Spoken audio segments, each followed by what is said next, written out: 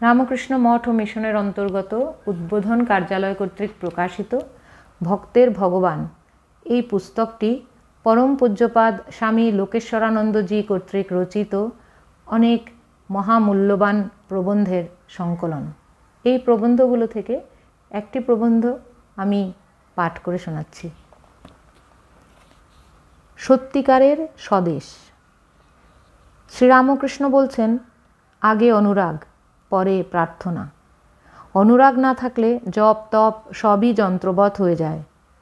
ডাক দেখি মন ডাকার মতো কেমন শ্যামা থাকতে পারে। ব্রহ্মবৈবর্ত পুরাণে বলা হচ্ছে, ঈশ্বরের প্রতি ঠিক ঠিক ভালোবাসা এলে ভক্তের কাছে ঘর বার বন সব একাকার হয়ে যায়। মানুষ কি ইতর প্রাণী, এই ভেদবোধ সর্বদা থাকে না। পাশ্চাত্যের ভক্তি সাধক বলেছেন, মনটিকে ডেজার্ট অর্থাৎ মরুভূমি করে ফেলতে হবে।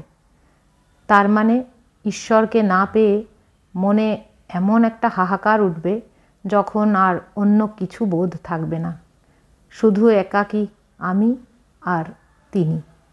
তার জন্য আমার চোখের জল ঝরবে। প্রশ্ন হতে পারে, সারাদিন চোখের জল ঝরলে সংসারের কাজকর্ম চলবে কি করে? তার উত্তরেই 12 আনা মন ঈশ্বরের দিকে দিয়ে 4 আনা মন দিয়ে সংসারের কাজ করলে হেউ ঢেউ হয়ে যায়। স্বামী বিশুদ্ধানন্দজির কথা মনে পড়ছে।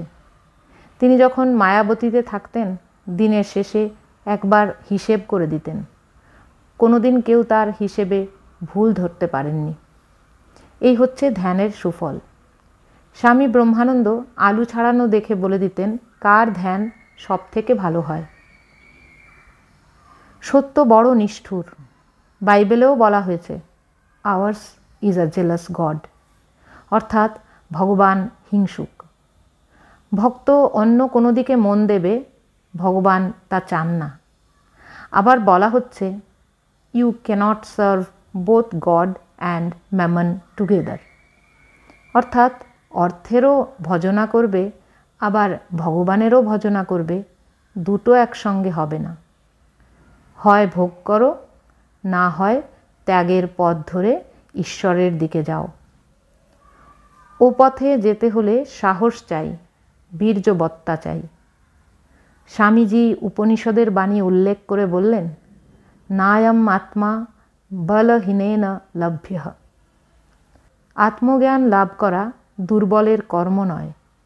মন শক্ত হওয়া চাই, বলিষ্ঠ দৃঢ়িষ্ঠ হতে হবে।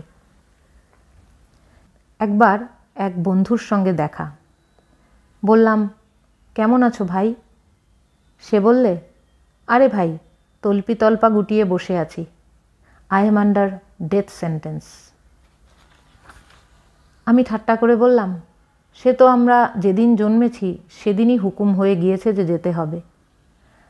তা সে বলল, না তা নয়। তারপর হাসতে হাসতে বললে, আমার ক্যান্সার হয়েছে।